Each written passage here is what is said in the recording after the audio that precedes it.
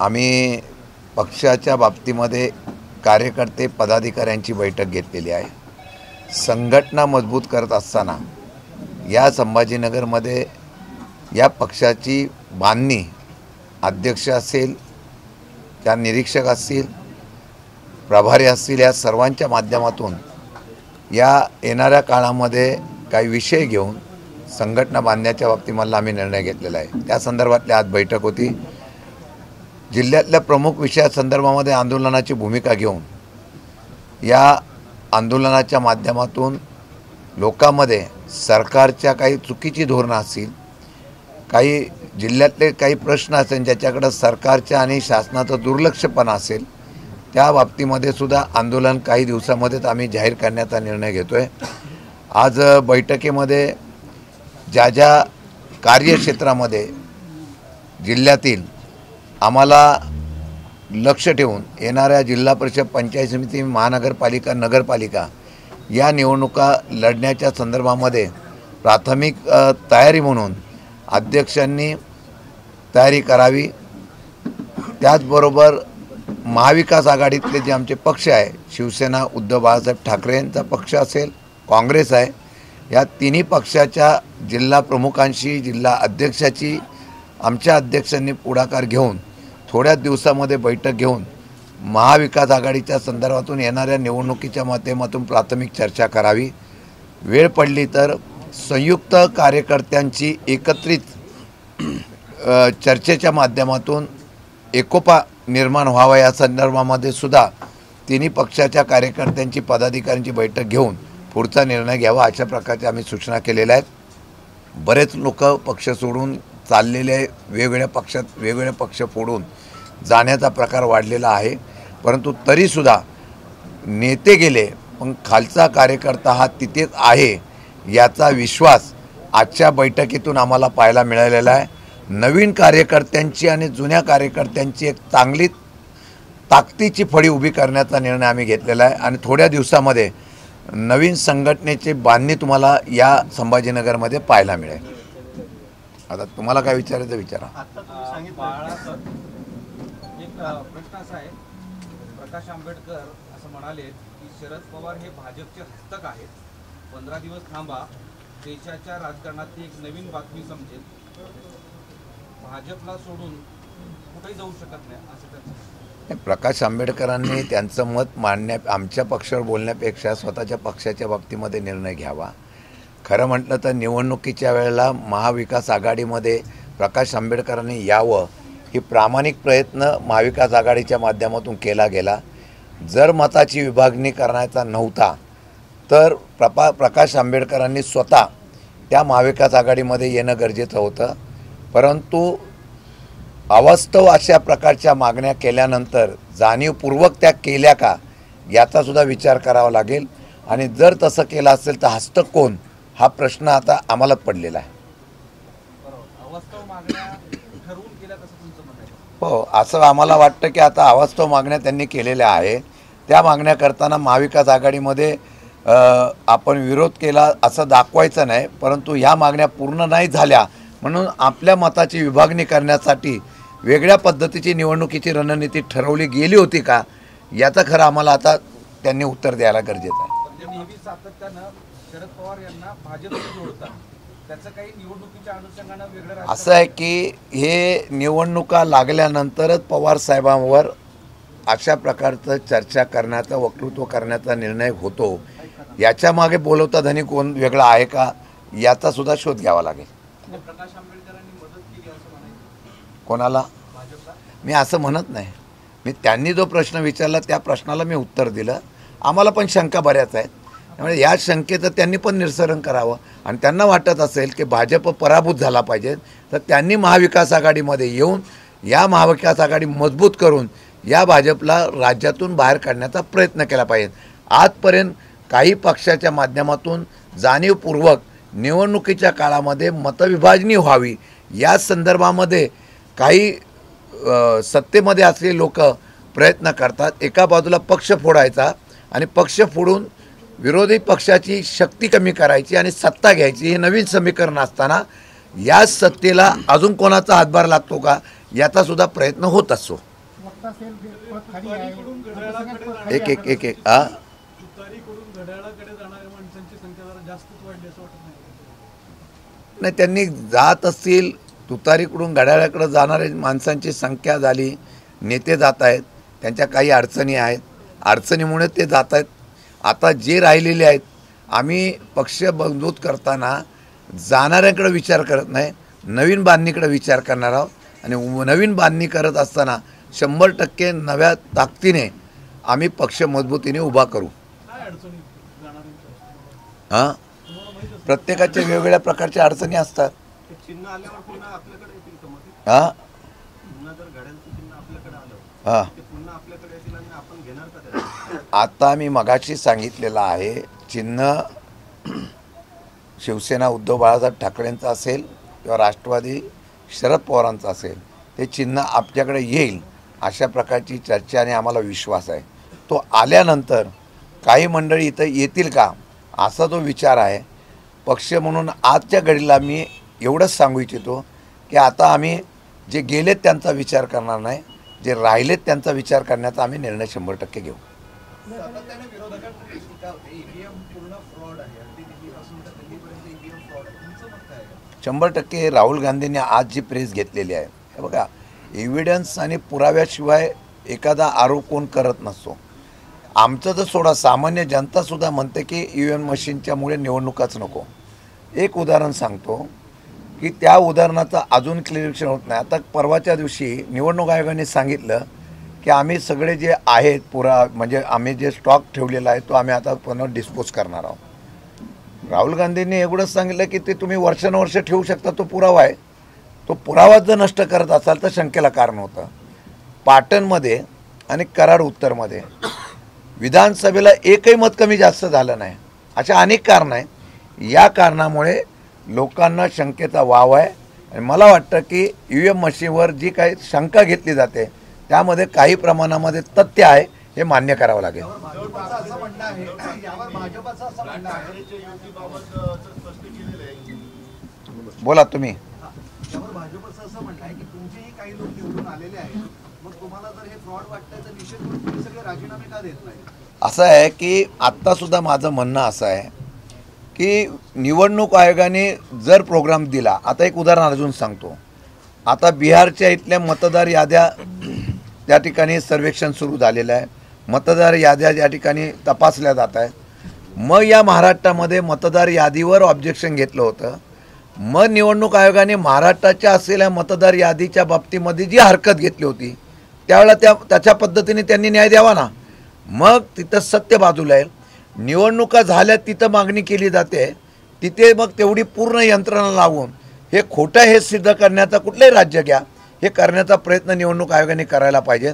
पण जिथं आता भविष्यात निवडणुका होतील त्या निवडणुकीमध्ये दुबार नोंदणी झालेली आहे असा जो चित्र निर्माण झालेला असेल तर त्याच्यासाठी निवडणूक आयोग जर काम करत असेल तर शंकेला कारण येतं आहे की सरकारच्या बाजूने निवडणूक आयोग निर्णय घेतो का काय. शिवसेना भाजपचं असं म्हणणं आहे की लोकसभेला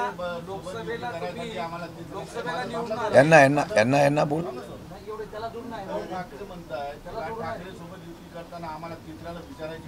मी सकाळी सुद्धा सांगितलेलं आहे, उद्धव ठाकरे आणि राज ठाकरे काही विचारातून एकत्र आले होते, त्याच्यावर ज्यांनी पक्ष सोडून गेलेले आहेत, मग शिवसेना एकनाथ शिंदे गट असेल किंवा भाजप असेल, ते त्यांच्यावर सातत्याने टीका करतात किंवा सातत्याने बोलत आहेत. या बाबतीमध्ये त्यांनी स्टेटमेंट केलेलं आहे. आपण जर बघितलं असेल तर उद्धवजी ठाकरे केंद्रातल्या असलेल्या दिल्लीमध्ये आज महाविकास आघाडी इंडिया आघाडीच्या बैठकीला उपस्थित आहे. इंडिया आघाडी आजही त्या विचारातून ते आहेत आणि त्यामुळे याचा अर्थ महाविकास आघाडीशी लावण्याचा कोणी प्रयत्न करू नये.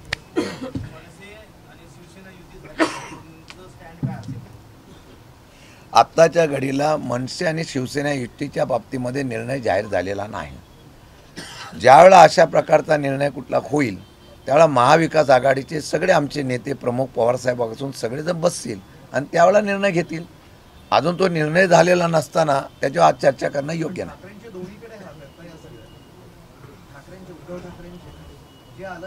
इतर पक्षाचे बऱ्याच ठिकाणी हात आहे.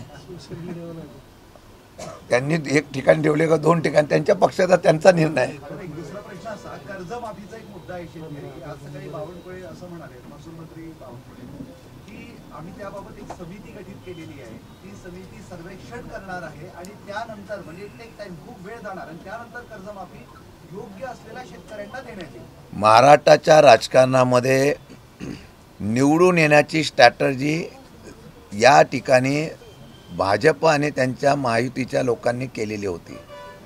लाडकी बहीण योजना आणली, त्याच्या अगोदर भाजपच्या जाहीरनाम्यामध्ये, त्यांच्या मित्रपक्षांच्या जाहीरनाम्यामध्ये कर्जमाफीची शेतकऱ्यांचं या ठिकाणी त्यांनी जाहीर केलं होतं. निवडणूक झाल्यानंतर आज मितीपर्यंत त्यांनी कर्जमाफीच्या बाबतीमध्ये एक शब्द उच्चारलेला नाही. उलट त्या राज्यामधल्या मंत्रिमंडळातल्या अनेक मंत्र्यांनी, उपमुख्यमंत्र्यापासून अनेक लोकांनी सांगितलं की शेतकऱ्यांची कर्जमाफी आम्ही देणार नाही. परवाच्या दिवशी ज्यावेळेला लोकांमध्ये असंतोष शेतकऱ्यामध्ये होतोय, अनेक प्रश्न आहेत या बाबतीत, प्रीपेड मीटरच्या बाबतीमध्ये पण शेतकऱ्यांमध्ये असंतोष आहे. त्यावेळेला राज्याच्या मुख्यमंत्र्यांनी असं सांगितलं की आम्ही योग्य वेळी कर्जमाफी जाहीर करू. योग्य वेळ कधी येते? आणि आज महसूल मंत्री म्हणतात आम्ही त्यासाठी कमिटी केली आहे, ते सर्वेक्षण करत आहेत. पवार साहेबांनी ज्यावेळेला कर्जमाफी केली तेव्हा सर्वेक्षण केलं नव्हतं, एका मिनिटात निर्णय घेतला होता. आत्तापर्यंतच्या या कालावधीमध्ये ज्यांची कर्ज आहे ती सगळी माफ केली जातील. आता हे सर्वेक्षण कुठलं करतात मला कळत नाही. ते लाडक्या बहिणीचा अभ्यास करून कोण लाभार्थी ठरवायचे असं ठरवतात का मला माहीत नाही. पण माझ्या माहितीप्रमाणे निवडणुकीचा हा फक्त अजेंडा होता. त्यांनी कर्जमाफी आमची करावी ही शेतकऱ्यांची मागणी आहे. ते नाही झालं तर महाराष्ट्रामध्ये राष्ट्रवादी काँग्रेस पक्ष कर्जमाफीच्या संदर्भामध्ये आम्ही वेगवेगळ्या ठिकाणी आंदोलन करणार आहोत. एकनाथ शिंदे हे दिल्लीवारी वाढली आहे आणि अशी चर्चा सुरू आहे की महायुतीत सर्व आलबेल नाही. आलबेल आहे असं कोण म्हणतंय? आलबेल कुठंच नाही आहे महायुतीमध्ये. एकदा नाही, वारंवार दिसून आलेला आहे. राज्याच्या मुख्यमंत्र्यांना या सर्व याला आपल्या हातात ठेवण्याचा प्रयत्न करायचा आहे. त्यांच्याबरोबर असलेल्या महायुतीतले जे पक्ष आहेत, त्यांचे प्रमुख आहेत, त्यांना अस्वस्थता वाटते की आम्हाला मुक्तपणाने काम करायला मिळत नाही, मोकळे अधिकार मिळत नाही. यामुळे ते पूर्णपणाने अस्वस्थ आहेत. आणि कदाचित आम्हाला असं वाटतं की पक्षाच्या, आपल्या मित्रपक्षाच्या असलेल्या लोकांना कमजोर करायचं आणि त्यांचा पक्षसुद्धा अंतर्गत फोडून आपल्याकडे भविष्यामध्ये वळवायचा का काय, असे सुद्धा प्रयत्न त्यांच्याकडून चालू आहे. रॅपिडोवरून तुम्ही जो आरोप केलाय तो राजकीय आरोप आहे का खरंच गंभीर प्रकरण आहे? रॅपिडोचा आरोप जो आहे तो रोहित पवारांनी केलेला आहे. तो बोलताना भाषणामध्ये तिथं म्हणलं मी बोललो, त्याचा विषय असा आहे, राज्याच्या मुख्यमंत्र्यांनी स्पष्ट शब्दात मंत्र्यांना समज दिली की आपण कामकाज करताना, बोलताना जरा आता व्यवस्थितपणे काम करावं आणि बोलावं. परंतु त्याची भीतीही मला वाटत नाही की पक्षाच्या मंत्र्यांना आहे का नाही. आज जर बघितलं तर जो विषय इथं रोहित पवारांनी सांगितलेला आहे, काही महिन्यापूर्वी सगळ्या वर्तमानपत्रामध्ये, चॅनलमध्ये परिवहन मंत्री स्वतः प्रताप सरनाईकांनी त्या असलेल्या सेवेवर हरकत घेतली, त्याची बातमी झाली आणि त्याचंच गोविंदाच्या संदर्भामध्ये स्पॉन्सरशिप घेते. याचा अर्थ असा होतो की त्यावेळेला या असलेल्या कंपनीवर दबाव टाकला गेला का, आणि तो दबाव टाकून परत या संदर्भामध्ये या कंपनीकडून गोविंद्याला, ते पण योगायोगाने सरनाईकांच्याच गोविंद्याला स्पॉन्सरशिप मिळाली असेल तर याचा अर्थ असा होतो की दबावातून ही स्पॉन्सरशिप मिळाली असेल असा होतो. रोहित पवार सरांना प्रश्न आहे. साहेबांचं उद्या नाही साहेबांचं उद्या नाही, त्यांचं झाल्यावर पूर्ण साहेबांचे सगळे संपावून मी घेतो माझं झाल्यानंतर तिथं विचारा. साहेबांचं घ्या. मी उशिरा आलेलो आहे, साहेबांचा आधी उद्या म्हणून हा, सुरू आहे की कृपे साहेब साथ सोडणार ते असे दिसणार. ह्याचा आहे उद्या नशीब, उद्या माझी बातमी येऊ नये मी सोडणार आहे म्हणून. हे आहे, बातम्या सोडल्या जातात, उठवल्या जातात. आता जयंत पाटील साहेबांनी स्टेटमेंट परवाच्या दिवशी तुला स्पष्ट केलं, आम्ही केलेलं आहे, टोपे साहेबांनी केलेलं आहे, त्यांनी सांगितलेलं आहे. आता रोज बातम्या का उठवतात मला कळत नाही. आता आमच्या आणि रोहित पवारांमध्ये पण सांगितलं, लगेच एका यांनी सांगितलं की आमच्यामध्ये स्पर्धा चालू आहे. आम्ही सामुदायिक मी नामदारी नाही, कारभारी आहे. याच्यात मला एवढंच वाटतं, सूत्र हा शब्द डिक्शनरीतून वगळला पाहिजे. सूत्र वगळला पाहिजे, सूत्राच्या माहितीनुसार म्हणजे सगळंच व्यवस्थित होईल. नाही तर सूत्राचं नाव आता हे सूत्र जे आहे, सांगा. हे सूत्र कोण पसरवतंय? मला वाटतं ज्यांचं पोट अजून भरलेलं नाही इतकं होऊन सुद्धा मला वाटतं हेच सूत्र पसरवण्याचं काम करते असं मला वाटतंय. हां, मग नाही, असं आहे की पक्षातून कोण जातंय कोण राहतंय याला आम्ही महत्त्व देत नाही. ते आमच्या पक्षात होते, नेते होते, का गेले याचं आम्हाला माहिती नाही. परंतु मला वाटतं की एक चांगला कार्यकर्ता होता, तो आमच्यावर असावा अशी आमची प्रामाणिक इच्छा होती. आता ते काँग्रेसमध्ये गेले असेल, पुढचं काही त्यांना समीकरण जुळवायचं असं म्हणून गेले असेल असं मला वाटतंय. मुंबईच्या कबूतरखान्याचा विषय आहे. हायकोर्टाने निर्णय घेतला आहे की कबूतरखाने बंद राहतील. डॉक्टरांनी अहवाल दिला, नागरिकांच्या दृष्टिकोनातून कबूतरखाने आता बंद राहणार आहे. तुम्हाला फार प्रामाणिकपणाने मी सांगतो, हा विषय विधान परिषदेमध्ये काढला कोणी? भाजपच्या आमदारांनी. त्यामध्ये चित्राताई वाघ MLC आहेत, त्यांनी स्वतः सांगितलं की माझ्या सासूबाईंना याचा त्रास झाला. मंत्र्यांनी उत्तर कोणी दिलं आहे? महायुतीच्या मंत्र्यांनी उत्तर दिलं की हे कबूतरखाने बंद करू, लगेच बंद करू. म्हणजे मांडणारे सुद्धा सत्तेमधले, उत्तर देणारे मंत्रीसुद्धा सत्तेमधले. आणि मग हे झाल्यानंतर मुख्यमंत्री सांगतायत, म्हणजे जनतेच्या दबाव वाढल्यानंतर सरकारला काय निर्णय कोर्टाच्या बाजूला ठेवून कसे घ्यावं लागतात हे पाहायला मिळतं आहे. मग तुम्ही तिथे उत्तरच द्यायला नव्हतं पाहिजे नव्हतं.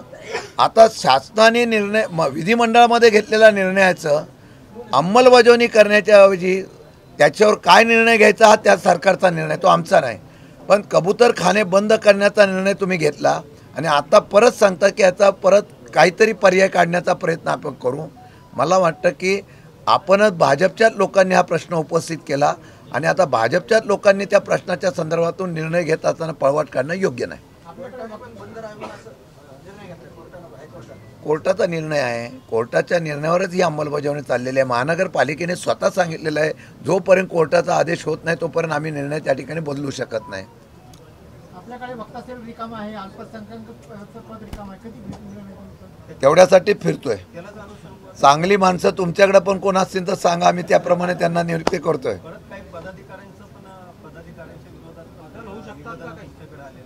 अजिबात नाही, अजिबात नाही. मी संभाजीनगरच्या कार्यकर्त्यांच्या कामाच्या बाबतीमध्ये मी मनापासून खुश आहे. म्हणजे अडचणीच्या काळामध्ये अध्यक्षापासून प्रत्येक फ्रंटलच्या लोकांनी प्रामाणिकपणाने काम केलेलं आहे. किंबहुना महाराष्ट्रामध्ये कर्जमाफी करावी म्हणून प्रत्येक तालुक्यामध्ये जाऊन तहसीलदारांना निवेदन देण्याचं काम केलेलं आहे. आणि संघटना म्हणून कशी बांधणी करावी त्याच्या पद्धतीने आज पण मी बैठका कालपासून घेतो आहे. वेगवेगळ्या बैठका घेऊन त्यांना संधी दिलेली आहे. कोणाची तक्रार नाही, तक्रारीच्या बाबतीमध्ये कुठलाही निर्णय आलेला नाही आहे. पण चांगलं काम चालू झालेलं आहे.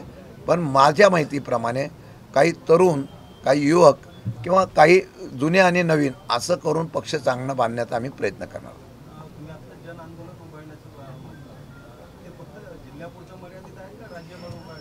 महाराष्ट्रामध्ये जोपर्यंत एक आता निवडणुकीची स्ट्रॅटर्जी बदललेली आहे. निवडून कसं यायचं लोकांच्या प्रश्नापेक्षा त्याची रणनीती आजली देशात आणि राज्यात चालू आहे.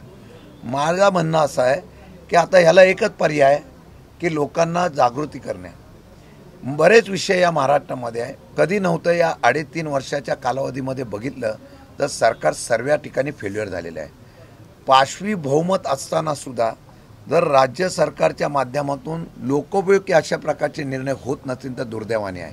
आणि त्याच्या संदर्भामध्ये रोज काही ना काहीतरी त्यांच्याकडून चुका होत आहेत, रोज काही ना काहीतरी अडचणी होत आहेत. आज 86,000 कोटी रुपये जर आपली थकबाकी देणी बाकी असतील आणि 8.5 लाख कोटीचं कर्ज झालेलं असेल तर माझ्या माहितीप्रमाणे 3.5 वर्षामध्ये हे कशा पद्धतीने सरकार चालवतील हे दुर्दैव मला या ठिकाणी वाटतं आहे.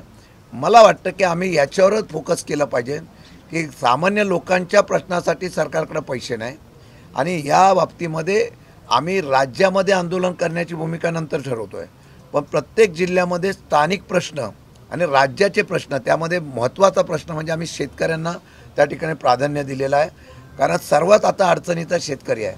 अवकाळी पाऊस पडल्यानंतरसुद्धा आज खरीपाचं पीक लागून झालं नसतानासुद्धा याच्यावर सरकारने कुठली मदत करण्याचं जाहीर केलं नाही. प्रीपेड मीटर असेल, सौर ऊर्जाच्या बाबतीमध्ये असेल, अनेक प्रश्न आहेत. शेतकऱ्यांना कुठल्याही प्रकारचं मदत या ठिकाणी केली जात नाही. तो आणि बेरोजगार ह्या 2 प्रश्नावर आम्ही आग्रही राहणार आहोत. जिल्हास्तरावर आंदोलन होतील आणि वेळ पडली तर महाराष्ट्रामध्ये महामोर्चा करण्याचं नियोजन केलं जाईल. हां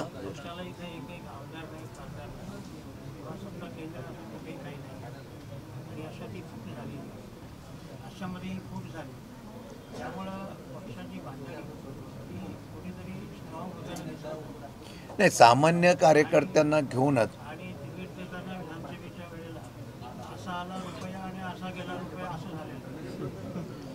आता रुपया तो आमच्याकडे कसा कायम राहील अशीच माणसं शोधतोय.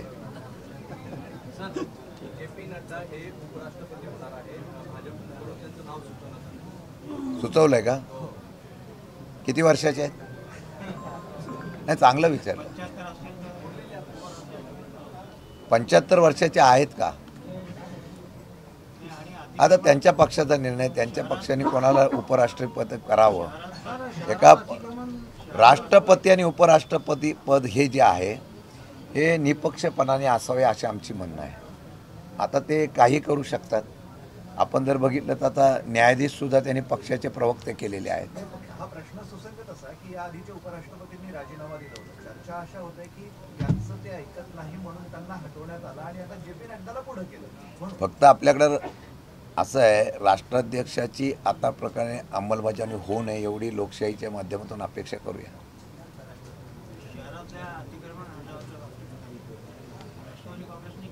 सकाळी माझ्याकडं ते शिष्टमंडळ आलं, त्यांनी निवेदन दिलेलं आहे. आमच्या अध्यक्षांनी जिल्ह्यातले सगळे प्रमुख लोक त्यांच्या या आंदोलनात सहभागी होतील, आपली त्यांची भूमिका मांडतील.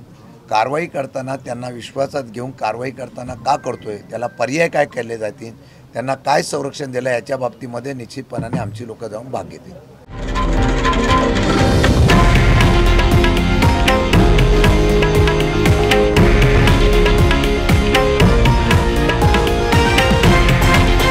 हे आहे देशातील नंबर 1 न्यूज नेटवर्क आणि आपण पाहत आहात TV9 मराठी, एकमेव.